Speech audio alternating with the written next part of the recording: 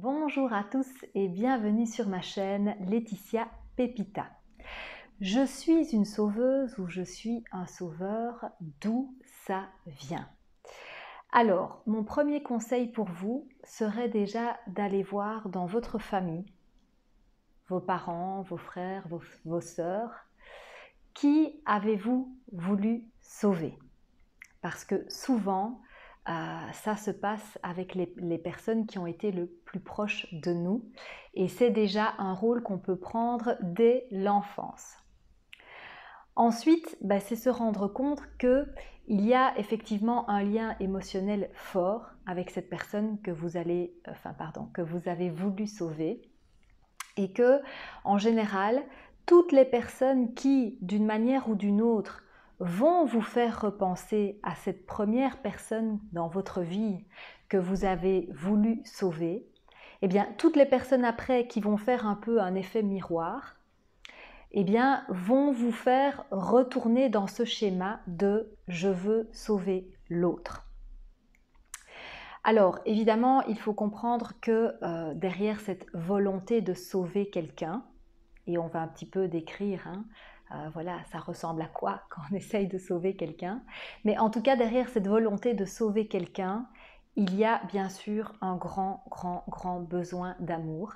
Et c'est un petit peu comme si la personne s'était forgé une image, un caractère, où consciemment ou inconsciemment, eh bien, elle se disait, pour qu'on m'aime, il faut que j'aide, il faut que je sauve. C'est un moyen pour moi d'obtenir l'amour dont j'ai besoin de cette personne.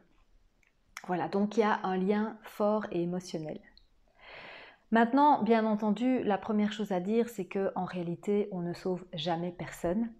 Et que même si ça va peut-être être un peu dur pour vous d'entendre ça, quelque part, voilà, même si le mot et le terme est un peu fort, il y a quand même une forme d'égoïsme là-dedans. Et je me permets de le dire parce que je suis une grande sauveuse moi-même et que j'ai dû voir cet ego, en fait, l'ego qu'il y a derrière ce rôle de sauveur. Donc voilà, c'est un petit peu déjà de dire, tu as besoin d'être sauvé, moi je suis la personne qui va te sauver, alors que parfois l'autre ne vous a même rien demandé. Voilà, donc il y a vraiment cet ego du sauveur. Maintenant, l'idée, c'est que qu'est-ce que vous allez pouvoir faire avec tout ça? Déjà, pour moi, ça me semble très important, malgré tout, de retourner à cette première personne dans votre vie que vous avez vraiment voulu sauver. Parce que, comme je le dis, le lien émotionnel avec cette personne est fort. Et donc, si c'est quelqu'un qui est encore dans votre vie, c'est important, mais vraiment extrêmement important pour vous, de couper cette forme de communication, j'ai envie de dire, avec cette personne. C'est vraiment important de revenir à vous-même et d'arrêter ce comportement de sauveur avec cette première personne dans votre vie. Ensuite, quand vous aurez fait ça, ce sera beaucoup plus facile aussi de voir et de vous rendre compte du moment où vous allez peut-être rebasculer dans ce schéma avec d'autres personnes qui vous font penser quelque part à cette première personne dans votre vie et de dire « Ah non, non, non, non, la première personne, j'ai décidé que stop, donc avec toi, chouchou, on ne va pas recommencer l'histoire. » Voilà, donc on fait le lien avec la première personne, on se dit « Ah oui, c'est elle que j'ai voulu sauver, maintenant j'adopte un comportement où je ne sauve plus. » Et toutes les personnes qui, après elles, vont encore me faire réagir avec un mode sauveur, je me calme et je me dis « Non, ça je ne fais plus. » Alors, bien entendu, ça peut être un peu plus compliqué que ce qu'il n'y paraît. Pourquoi? Parce que cette personne, surtout la première, que vous avez, je vais dire, sans cesse voulu sauver, peut-être qu'elle s'est habituée à ce comportement-là, peut-être aussi que quelque part, elle l'a un peu induit, même si, attention, on revient toujours à soi, c'est notre propre responsabilité si on s'est mis dans ce rôle-là, mais néanmoins, l'autre personne, voilà, est bien souvent en mode victime, et donc elle aussi joue son rôle dans la relation. Et ce qui se passe quand on arrête de sauver une victime, c'est que la victime, elle peut se rebeller. Parce qu'elle n'est pas d'accord avec ça. Elle se dit, attends, tu m'as sauvé toute ma vie. Sauver est un grand mot, je vous le dis, parce qu'en vrai, on ne sauve personne. Mais en tout cas, tu m'as donné l'illusion de me sauver toute ma vie. j'ai toujours pu compter sur toi et là en gros, toi toute seule, tu décides de changer la relation. Ah bah, la victime, là du coup, elle va un peu se rebeller et peut-être, on en parlera aussi du fameux triangle de Cartman, peut-être que de victime, elle va passer à bourreau. Pourquoi? Parce que son but à elle, c'est bien sûr que vous continuiez à la sauver. Elle a un intérêt à ça aussi. Donc, moi je dis tout ça, hein, il faut faire ça, mais ne croyez pas que ce soit si simple. Surtout que, et je vais vous parler de mon exemple personnel après, les personnes que vous avez voulu sauver, les premières personnes que vous avez voulu sauver, souvent, ce sont vraiment des personnes très importantes dans votre vie. Il peut s'agir de votre père, de votre mère, il peut s'agir d'un frère, d'une sœur, d'une tante. Donc voilà, le lien émotionnel est fort.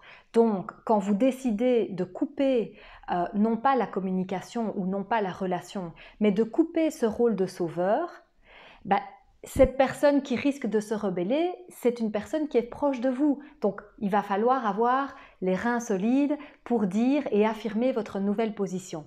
Mais vraiment, c'est important. Alors moi, ce que j'ai aussi envie de vous dire pour ceux qui suivent le chemin du parcours qu'on appelle parcours des flammes jumelles, c'est que moi, c'est vraiment la rencontre avec mon miroir qui m'a permis en fait de me rendre compte à quel point j'étais dans ce rôle de sauveur. En fait, ce miroir que j'ai eu m'a donné par 2 fois l'occasion de me rendre compte de ce rôle que je prenais. Il m'a carrément dit, mais Laetitia, faut que tu arrêtes avec ton rôle de missionnaire. Donc, vous voyez, le terme était puissant. Mais voilà, je ne remercierai jamais assez ce miroir d'avoir fait son rôle de miroir. Voilà. Mais donc, pour ceux qui sont sur un parcours de flammes jumelles, eh bien, sachez que, voilà, généralement, celui qu'on nomme le chaser est dans ce rôle de sauveur. Et donc, je vous invite vraiment à faire ce travail, c'est important. Alors, pour vous raconter mon histoire personnelle, donc quand voilà, mon miroir m'a fait rendre compte de ce rôle de missionnaire, je me suis interrogée et je me suis rendu compte qu'en fait, moi, au sein de ma famille, j'ai joué ce rôle-là avec mon père. Alors ici, voilà, je vous dévoile ma vie, je suis humble, voilà, je suis authentique, je vous dis les choses telles qu'elles sont, mais je veux aussi préciser que ce n'est pas la responsabilité de mon père. Chacun reprend sa responsabilité. Il ne m'a pas demandé de le sauver. J'ai endossé ce rôle-là parce que ça fait partie de mon histoire, ça fait peut-être partie de ce que mon âme avait à faire comme expérience. Il y a plein de choses là-dedans, mais ici, je ne suis pas en train d'accuser mon père. Hein. Je suis simplement en train de vous montrer que ça peut être très profond comme mécanique et que ce n'est pas forcément du jour au lendemain qu'on arrive à se débarrasser de ça, puisque, voilà, moi quand je vous parle de mon père, j'aime mon père plus que tout. C'est d'ailleurs pour ça que je pensais vouloir le sauver, c'est ça que je vous dis, le lien émotionnel est fort, mais c'est se rendre compte aussi que cette attitude a eu énormément de répercussions sur ma vie, notamment amoureuse par la suite, et que donc il était plus que temps pour moi de couper ça. Alors, ce qui s'est passé avec mon père, c'est que, voilà, je pense qu'à un moment donné, sans trop rentrer non plus dans la vie privée, voilà, de mes parents, je pense que j'ai senti capter une forme de souffrance et de mal-être chez mon père. Je pense qu'on a aussi un lien émotionnel qui est vraiment très fort et que donc, de différentes manières, j'ai essayé de le sauver. Je l'ai toujours défendu, voilà, je sentais que c'était quelqu'un qui avait un peu du mal à se positionner, même dans sa relation de couple avec ma maman, etc. Donc moi, je me suis un petit peu positionnée comme celle qui sauve mon papa et celle aussi qui se met un peu contre ma maman pour le défendre parce que je pensais qu'il n'était pas assez grand ou qu'il était surtout trop fragile pour le faire lui-même. Mais quand je vous dis ça, j'ai fait ça en étant encore une gamine, quoi. Je veux dire, en étant dans l'adolescence. Donc bon, c'est un peu juste... dingue, mais c'est vraiment le rôle que j'ai joué, voilà. Donc il y avait cette volonté, oui, voilà, de défendre mon père. Alors même si je ne suis pas fière de vous dire ça, mais c'est la réalité, donc je ne vais pas la cacher, mais vous voyez aussi que ça nous mène dans quelque chose qui est forcément pas sain, parce que quand je défends mon père vis-à-vis de ma mère, c'est prendre un peu le rôle d'une compagne que je ne suis pas. Hein? Et là où effectivement, comme je vous dis, quand on se met dans un rôle de sauveur, il y a quand même aussi une victime et qu'il faut aussi lui laisser sa responsabilité. Moi, vis-à-vis de mon père, ben, j'ai eu cette responsabilité de vouloir le sauver alors qu'il ne m'a rien demandé. Mais ensuite, lui a eu aussi, voilà, cette dynamique entre nous où je devenais un peu sa confidente. Bon, ça, c'est pas le but non plus, hein. Je vais pas faire ici toute la théorie du complexe d'Oedipe, etc. Mais en tout cas, ben oui, entre la fille et le papa, il y a souvent un lien qui est fort. Et si vous commencez, même si c'est dans l'inconscient, à vous dire que vous êtes la compagne de votre père, il y a un souci. Bon, voilà.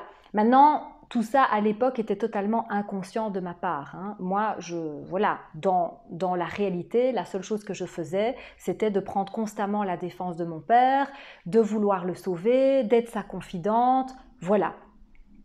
Maintenant, là où ça m'a énormément porté préjudice, c'est que je me suis parfois remis totalement dans ce rôle dans mes relations amoureuses. Je suis vraiment pas fière de vous le dire, mais j'ai décidé d'être 100% authentique, donc je vais l'être. J'ai entretenu une relation d'au moins 5 ans, voire même un peu plus, avec une personne qui était en couple. Il y a eu des coupures, des cassures, hein, ça n'a pas été 5 ans en continu, mais en tout cas, vous voyez quand même que 5 ans, c'est long.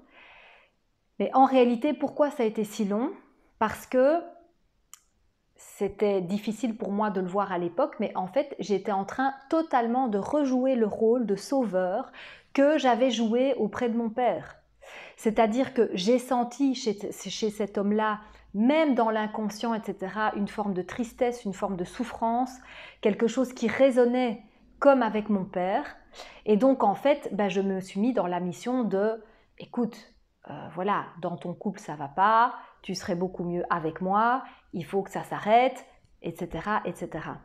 Alors, vous voyez à quel point c'est vraiment, allez, je vais dire, voilà, il n'y a pas d'autre mot, je ne l'ai pas fait exprès, comme tous ceux qui sont sauveurs ne le font pas exprès, mais franchement, ça nous met dans des relations qui sont malsaines en fait. Voilà, il faut appeler un chat, c'est malsain. Pas que je sois malsaine ou pas que la personne en face de moi soit malsaine, mais la relation ne se fait pas sur des bases saines en fait. Voilà, cette souffrance que j'ai captée chez cet homme en couple était sans aucun doute réelle.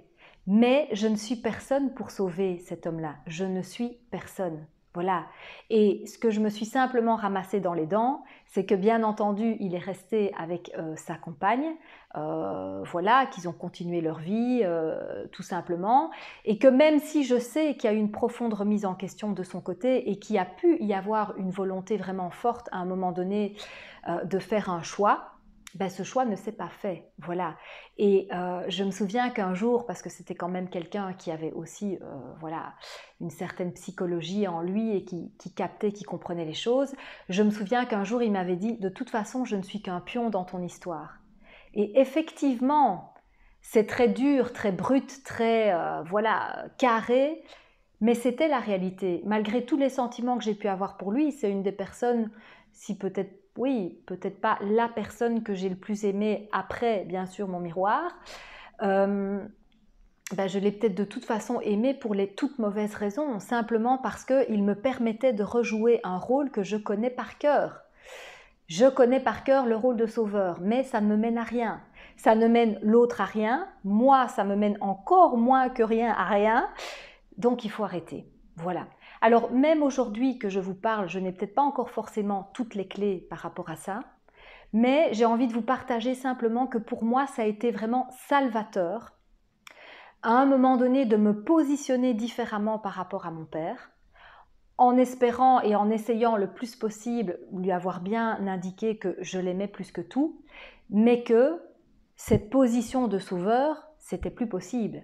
Parce que je vous dis, vous êtes responsable de votre position de sauveur, mais il faut laisser à l'autre personne sa position de victime et quelque part lui retourner aussi sa responsabilité. Voilà.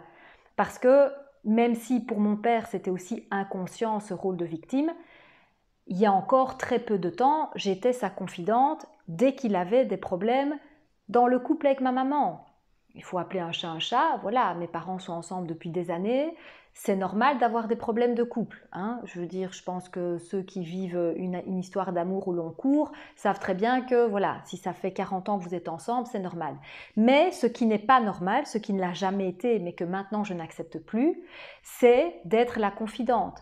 Après, c'est important que chacun reprenne sa responsabilité, mais ça ne sert à rien d'accuser l'autre.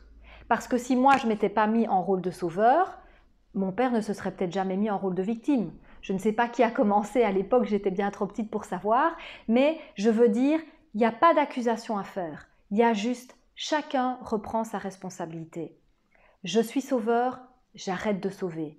Je suis victime, j'arrête avec cette position de les autres sont responsables de mon bonheur ou de mon malheur. D'accord? Voilà, j'espère que cette vidéo vous a aidé parce que en tant que bonne ancienne sauveuse, je sais que c'est un comportement qui, quand on n'en est pas conscient, peut vraiment faire pas mal de dégâts pour l'autre, mais il faut être honnête, avant tout pour soi, parce que je le répète et c'est important, on ne sauve personne. Donc à part vous faire du mal, et à part avoir l'impression que c'est la seule manière d'être aimé, alors que bien sûr que c'est pas comme ça que ça se passe, ben, vous n'allez rien arranger ni dans la vie de la personne que vous essayez de sauver, ni dans votre vie à vous. Voilà. Je vous fais plein de gros bisous, je vous aime énormément, à bientôt!